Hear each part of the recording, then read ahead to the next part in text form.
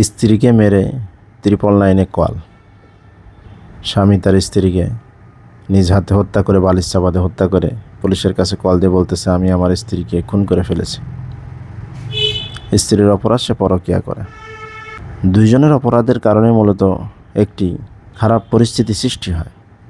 স্ত্রীর অভিযোগ হয়তো স্বামী নেশা করে, স্বামীর অভিযোগ স্ত্রী পরকীয়া করে। পরকীয়া আসলে ভাইরাসের মতো ছড়িয়ে ছিটিয়ে যাচ্ছে। পরকীয়া মানুষ কেন করে? এর প্রধানতম কারণ হলো পরকীয়ার ভিতরে কোনো দায়িত্ব থাকে না, থাকে শুধু পুলক। স্বামী স্ত্রীর দায়িত্ব থাকে।